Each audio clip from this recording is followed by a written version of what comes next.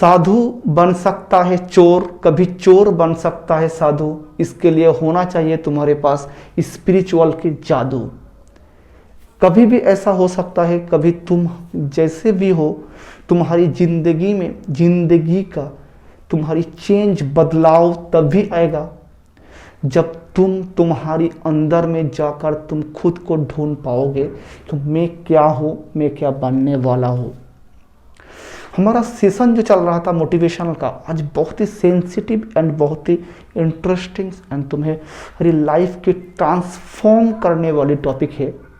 जिस टॉपिक में आज बताने वाला हो, तुम्हारी ट्रांसफॉर्मेशंस को जिस तरह एक तितली बनता है, एक छोटा सा कैटरपिलर से धीरे धीरे धीरे वो तितली बनता है, बटरफ्लाई होता है, इसी तरह तुम्हें भी ट्रांसफॉर्म होना चाहिए। और उस ट्रांसफॉर्म के लिए आज का बहुत ही सेंसिटिव टॉपिक, मैंने पहले ट्रांसफॉर्म का पार्ट बताया था। जो पार्ट था वो तुम्हारी एनवायरनमेंट का चेंज के बारे में बताया था। दूसरा बात क्या बताया था? दूसरा बात जो मैंने बताया था तुम्हारी थॉट्स के चेंज के बारे में। तीसरा सेशन में मैंने बताया था कि थॉट्स को कैसे काम कराया जाए। वो तुम्हारे डिज़ायर के वजह से थॉट्स को जनरेट करता है। सर हमारा तो डिज़ायर है, सपना है, कुछ लाइफ में बड़ा करो, लाइफ में सफल हो जाओ, लाइफ में अचीवमेंट को हासिल कर लो, यही मेरा डिज़ायर था, यही मेरा सपना था, यही मेरा गोल था। लेकिन सर ये डिज़ायर, ये गोल जब बनाता हो उसके बाद हमारे दिमाग में थॉट्स आता है, और उस थॉट्स के बाद हमारा दिमाग में एक्शंस काम करने के लिए एक्शंस आता है। लेकिन सर मैं टिक नहीं पाता हो, सर मैं ज़्यादा दिन तक ये काम कर नहीं पाता हो, ये हमेशा के लिए सस्टेन नहीं हो पाता हो। सर क्यों ऐसा होता है हमारा जीवन में? आज उसके बारे में तुम्हें बातचीत करने वाला हो। तुम कैसे एक तुम्हारे थॉट्स के ऊपर तुम्हारा काबू हो जाए, तुम्हारे थॉट्स के ऊपर कैसे तुम रह सकते हो।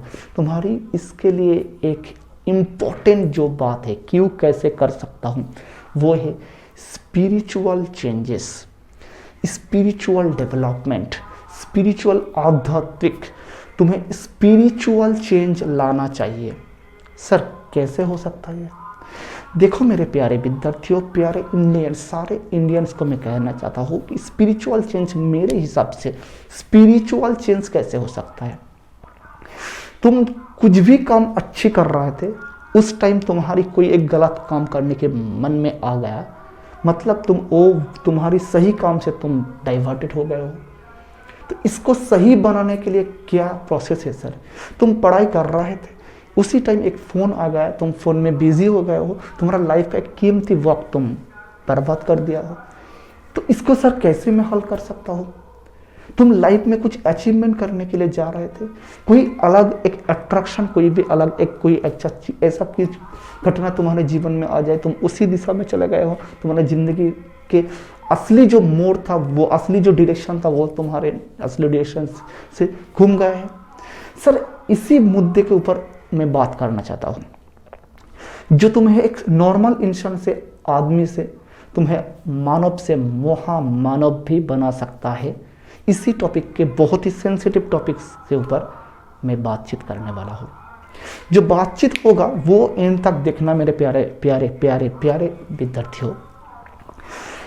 पहला, तुम्हें 3 टिप्स के जरिए तुम ये स्पिरिचुअल डेवलपमेंट ला सकते हो। मेरे हिसाबों से हो सकता है बहुत कुछ होगा, लेकिन मेरे जो हिसाब प्रैक्टिकल एक्सपीरियंस है, इसी हिसाब से मैं पहला ही सारे विद्यार्थियों को कहना चाहता हूँ कि तुम्हारी ज़िंदगी में कभी भी कैसा भी कुछ भी गलत काम हो गया है, इसके लिए तुम लोग माफ़ी मांग लो पहले, और उस माफ़ी मांगने के बाद वो काम बिल्कुल ना दोहराया जाए।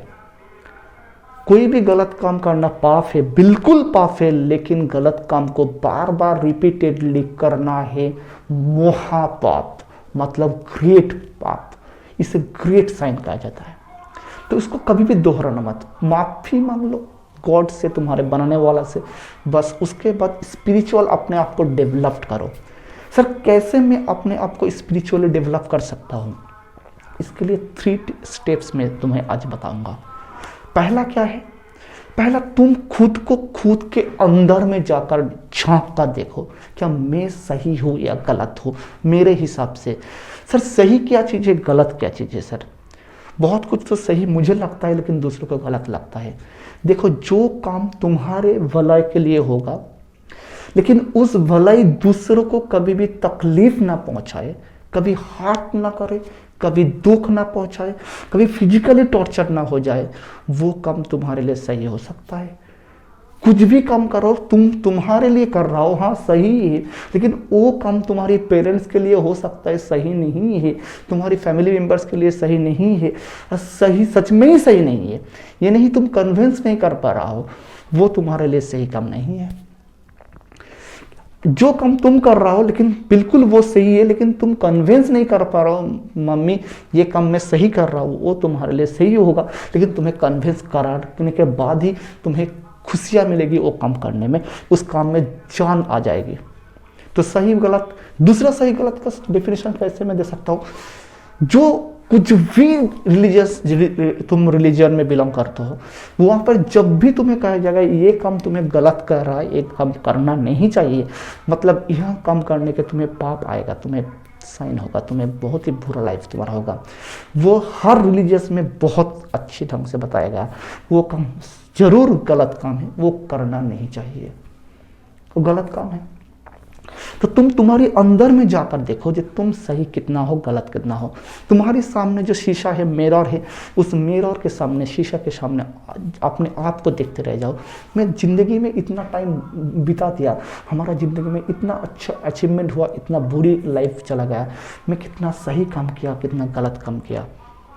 तुम्हें पहले तुमको खुद को सवाल करने के बाद, उसके बाद रियलाइजेशन खुद से ही आएगा कि सर मैं ऐसा ऐसा काम किया, अब से नहीं करना चाहिए। एग्जाम्पल, क्लास 10th पास हो, 8 पास हो, कोई भी स्टूडेंट हो, कोई भी आदमी हो, कोई भी हो जो अभी भी ये वीडियो देख रहा हो सकता है इसके पहले बहुत कुछ तुम्हारे सामने अच्छी अपॉर्चुनिटी आए थे, लेकिन वो सारे अपॉर्चुनिटी तुम गवा चुका हो, ये तुमने गलत किया हो।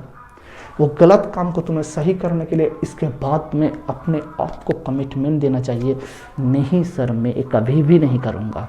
सर आप तो बहुत आसानी से बोल रहा हो ये कभी भी नहीं करूँगा, लेकिन इतना आसान करने में नहीं है सर, बिल्कुल सही बात सर।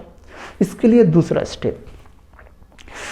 स्टेप क्या है मेरे प्यारे विद्यार्थियों? दूसरा स्टेप बहुत ही इंपॉर्टेंट स्टेप है, वो है तुम जो भी काम तुम्हारे लाइफ के लिए कर रहा हो उस टाइम में उस सही काम करने के टाइम वक्त कोई भी गलत काम आ जाए, तुम सबसे पहले तुम्हारी पेरेंट्स, तुम्हारी माता पिता के बारे में सोचना एक बार।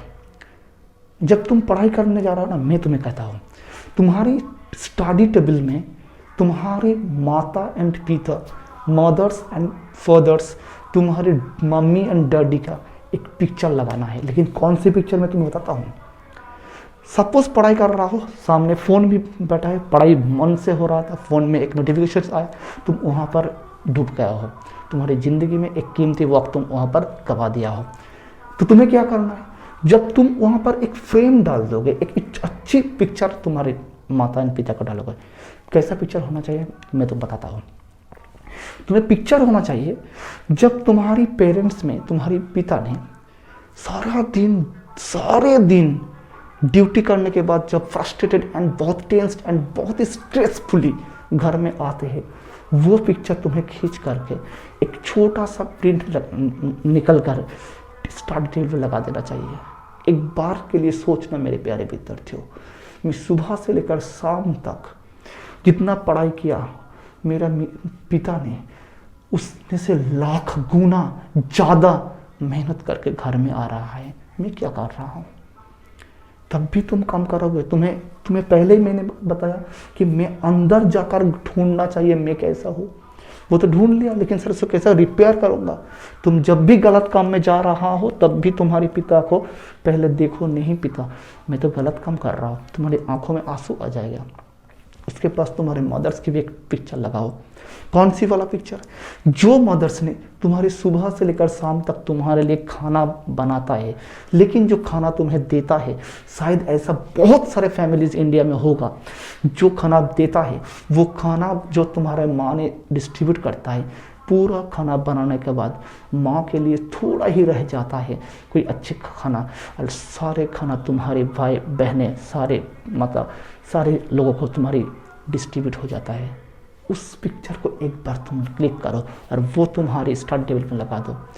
तुम्हारे मैं दिल से कह रहा हूँ, ये वाद दिल से हो रहा है, तुम्हारे दिल तक जाना चाहिए।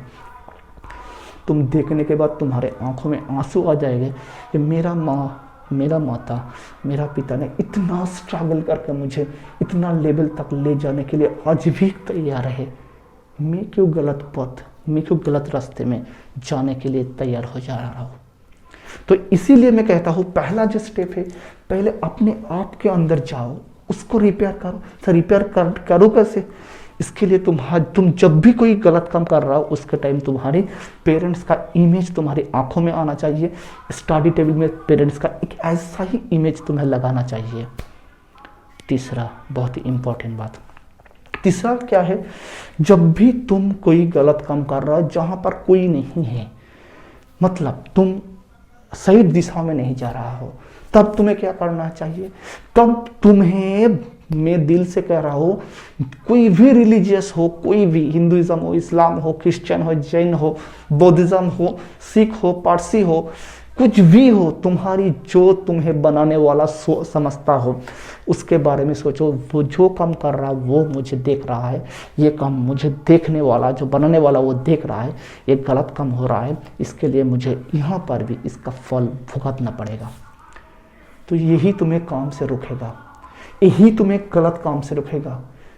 पहला क्या बोला, अपने अंदर जाओ, मैं कितना सही काम कर रहा हूँ, गलत काम कर रहा हूँ। सही होगा तो कोई दिक्कत, गलत होगा तो रोकना चाहिए। नहीं, खुद से रोकोगे तो कभी कोई नहीं रोक सकता है। दूसरा, से रुकूंगा कैसे? जब भी कोई ऐसा काम आ रहा है, पहले क्या करना है, मेरे माता पिता का पिक्चर इमेज आना चाहिए दिल में, या स्टडी टेबल में लगाना चाहिए।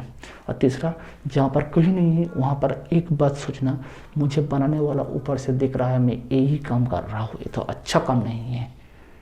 ये तीनों चीज़ जब तुम्हारे दिमाग में बैठ जाएगा, तुम आदमी मानव से महामानव बन जाओगे। मैं भी मानव से महामानव बन सकता हूँ। तुम एग्जाम्पल भी दे सकता हूँ।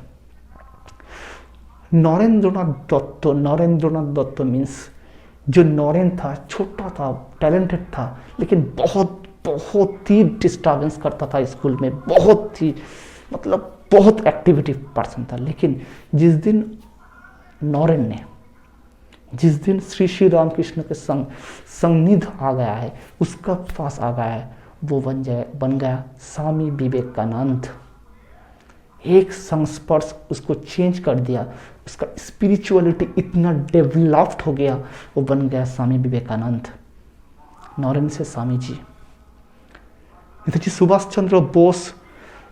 चंद्र बोस जी ने जब स्वामी जी का संस्पर्श में आया, स्वामी जी के सानिध्य में आया, तब वो बन गया नेताजी बन गया। तो जिस दिन तुम्हारे थॉट्स में स्पिरिचुअलिटी डेवलप्ड हो जाएगा, बुरी काम तुम्हारे दिमाग से हट जाएगा और अच्छे कामों को लिए तुम्हारा दिमाग तैयार हो जाएगा, तब तुम आदमी से, मानव से तुम महामानव बन सकता हो। क्या पता तुम्हारे अंदर में कोई एक ऐसा ही कोई महामानव बैठा हुआ है। तो इसीलिए मैं दिल से कह रहा हूँ, हर सारे स्टूडेंट के स्पेशली, एंड कोई भी लर्नर हो जो अभी तक भी कोई भी काम कर रहा हो, ये मैं तुम्हें दिल से कह रहा हूँ, वो काम जब कर रहा हो, गलती तुम्हारी हो सकता है, लेकिन उस गलती को प्लीज़ और मत दोहराओ। फिर भी दोहराओगे तो तुम्हें फिर भी भुगतना पड़ेगा। जिंदगी में कामयाब कभी भी हासिल नहीं हो सकता है। एंड में एक ही मैं तुम्हें एग्जाम्पल कहकर आज का मोटिवेशनल स्पीच यहाँ पर ही एंड करूँगा। आज मोटिवेशनल कम था, आज स्पिरिचुअलिटी ज़्यादा था। तुम्हारी अंदर में जाकर जो तुम्हें देखने वाला मैं बताया हूँ, इसके लिए मैं तुम्हें एक छोटा सा मैं एग्जाम्पल देता हूँ।